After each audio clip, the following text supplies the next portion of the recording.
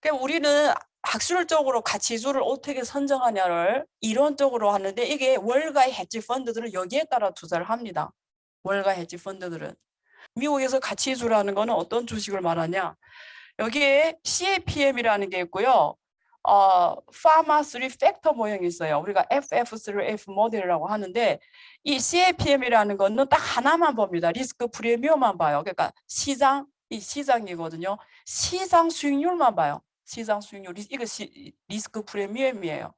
그래서 우리가 주식에 투자했을 때 기대 수익률은 그 주식이 갖고 있는 그 리스크가 크냐 작으냐만 보는 거예요. 그래서 베이타로 말합니다. 그러니까 모든 주식은 베이타가 있어요. 그러니까 여러분이 오늘부터 야후나 네이버 파이낸스에 들어가 아무 주식이나 쳐보세요. 거기 베타 값이 나와요. 베타 값이.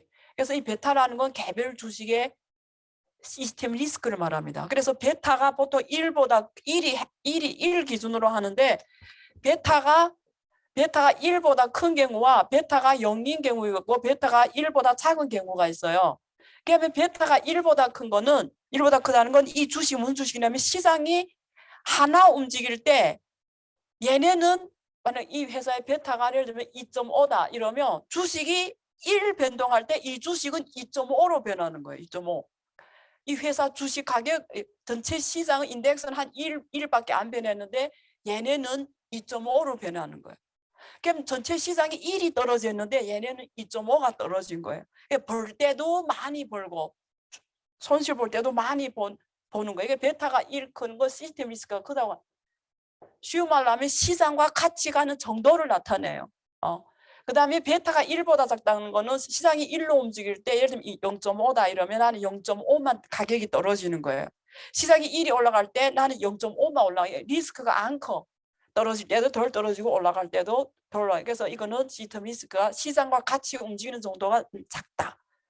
베타 0은 시장하고 그냥 상관없이 없는 주식을 말하면 그래서 이걸 그래서 하이 베타 전략, 하이 베타 그게 리스크가 높은 주식들을 산다는 거예요. 그다음에 이것만 보면 부족하다 해서 본 게 뭐냐면 이거예요. 기업의 장부 가치를 보고요. 이 HML이라는 게 기업의 시가총액 사이즈를 봅니다. 그래서 이 팩터를 더 넣습니다. 그래서 우리가 주식 투자를 할 때 시장 리스크를 시장에 따라 같이 움직이는 이 회사의 리스크를 보고 그다음에 이 회사가 장부 가치가 작은 주식이냐 큰 주식이냐 이거 스몰 사이즈냐 라지 사이즈냐 장부 가치로 S&P로 그다음에 시가총액이 크냐 작으냐 이렇게 나눕니다. 그래서 우리가 파이낸스 박사하면 이런 논문을 쓰는 거예요. 이런 논문.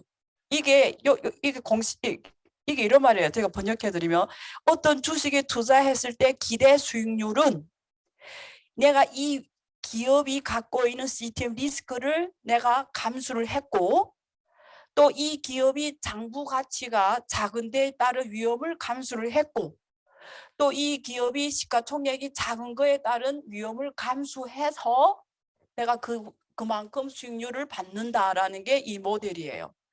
그래서 월가에 있는 사람 포트폴리오를 짤 때 이 세 개를 가치수 기준으로 봐요. 가치수를 고르잖아요. 이런 주식을 고르는 거지. 시스템 리스크가 적고 베타가 작고 사이즈가 크고 장부 가치가 크고 그리고 시가총액이 큰 거 다 큰 시가총액이 크고 장부 가치도 크고 위험은 적고 이걸 가치주라고 합니다.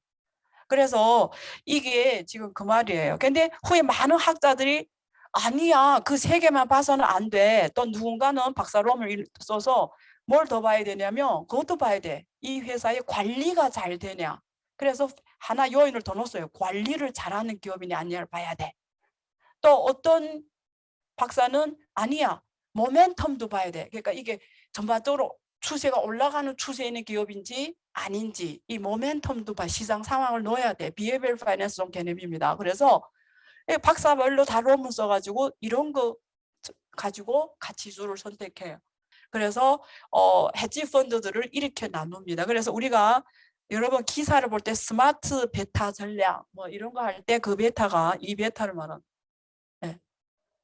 자, 그러면 지금부터는 쉬워요. 그러면 예를 하나 들어서 설명드릴게요. 예를 들어서 지금부터 이제는 이론적인 게 있으니까 재미없잖아요. 실제 예를 들면 그 버핏의 예를 들게. 버핏, 잘 아는 버핏. 이 월가에 있는 헤지 펀드 운영하는 사람들이 실무만 하는 게 아니고 그걸 다 정리해서 논문을 써요. 이게 참 한국하고 중국하고 다른 건데 그래서 배울 게 많아요. 예.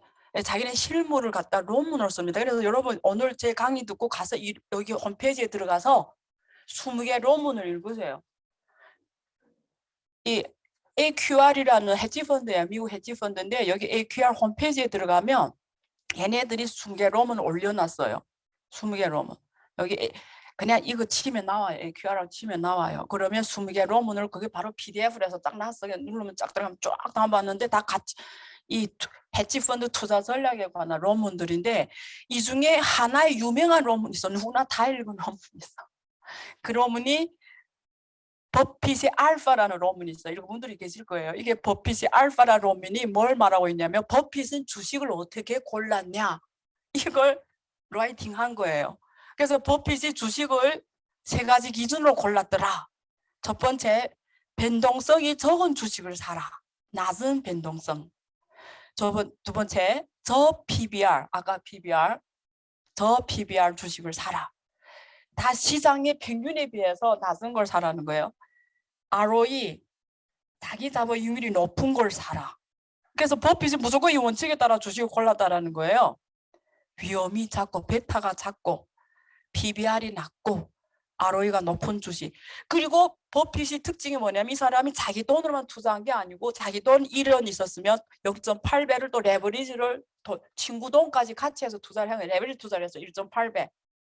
그래서 세계에서 최고의 수익률을 만든 겁니다. 그래서 이게 버핏의 수익률 곡선이에요.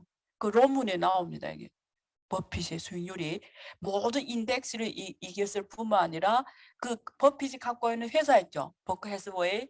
걔네 수익률이 이거예요. 자기네 회사보다 더 많은 더 높은 수익률을 기록해. 그 회사보다 자기 개인이 하고 있는 게.